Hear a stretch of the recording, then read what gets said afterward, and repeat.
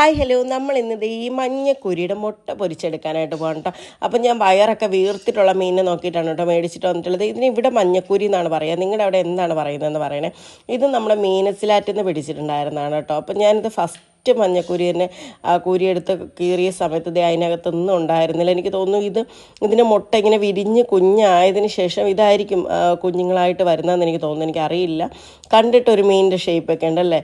അപ്പോൾ എന്തായാലും അങ്ങനെ രണ്ടെണ്ണം ചീറ്റിപ്പോയി. മൂന്നാമത്തത് പക്ഷേ ഞാൻ കട്ട് ചെയ്ത ടൈമിൽ അതിനകത്ത് നല്ല അടിപൊളി മീൻമുട്ട ഉണ്ടായിരുന്നു കേട്ടോ. മൂന്നാമത്തെ ആയപ്പോൾ ശരിക്കും പറഞ്ഞാൽ വലിയ പ്രതീക്ഷയൊന്നും ഇല്ലാണ്ടാണ് കട്ട് ചെയ്ത് ആദ്യത്തെ രണ്ടെണ്ണം എടുത്തപ്പോൾ ഭയങ്കര പ്രതീക്ഷയായിരുന്നു. അപ്പോൾ എന്തായാലും ഒരെണ്ണത്തിനത് കിട്ടിയിട്ടുണ്ട്. ഇനി രണ്ട് മീനും കൂടെ ഉണ്ട്, അതെങ്ങനെ ആവും എന്നുള്ളത് അറിയില്ല. അപ്പോൾ എന്തായാലും രണ്ടാമത്തെ കട്ട് ചെയ്തപ്പോഴും കൊണ്ട് കിട്ടി. പക്ഷേ അതിൻ്റെ കുറച്ചൊന്ന് ഞാൻ എടുക്കുന്ന സമയത്തൊന്ന് പൊട്ടിപ്പോയിട്ടുണ്ടായിരുന്നു. അങ്ങനെ വരുമ്പോൾ നമ്മൾ കഴുകുന്ന സമയത്ത് അതങ്ങ് വെള്ളത്തിൽ കലങ്ങി പോകും കേട്ടോ. പിന്നെ അതേ മൂന്നാമത്തതും ഇങ്ങനെ എടുത്തിട്ടുണ്ടായിരുന്നു. അപ്പോൾ ഞാൻ ഏകദേശം 3 എണ്ണത്തിൻ്റെ നമുക്ക് കിട്ടിയിട്ടുണ്ട്. അപ്പോൾ ഈ ഒരു മുട്ടയുണ്ട് നമ്മളിന്ന് പൊരിക്കാൻ പോകുന്നത്. ഇങ്ങനെ ഞാനതൊന്ന് കഴുകി വൃത്തിയാക്കി കൊണ്ടുവന്ന് ഒരു മിക്സിയുടെ ജാലിട്ട് ജസ്റ്റ് ഒന്ന് കറക്കി എടുക്കുമ്പോൾ അത് ഇതുപോലെ ആവും കേട്ടോ.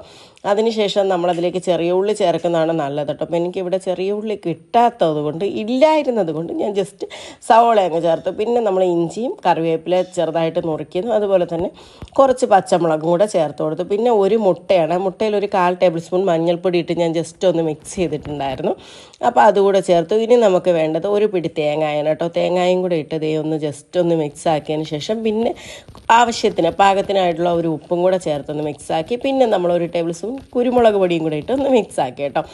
അതിന് ശേഷം നമ്മളത് ഇവിടെ ഒരു തവ സെറ്റാക്കി വെച്ചിട്ടുണ്ട്. ആ തവയൊന്ന് ചൂടായി വന്നപ്പോഴത്തേക്കും നമ്മൾ അതിനകത്തേക്ക് ഇതിങ്ങനെ ഒഴിച്ചു. അപ്പം ഞാൻ തവയിൽ ആദ്യം തന്നെ വെളിച്ചെണ്ണ തടവിയിട്ടുണ്ടായിരുന്നു കേട്ടോ. അത് ഞാൻ വീഡിയോ എടുക്കാനായിട്ട് മറന്നുപോയിട്ടുണ്ടായിരുന്നു.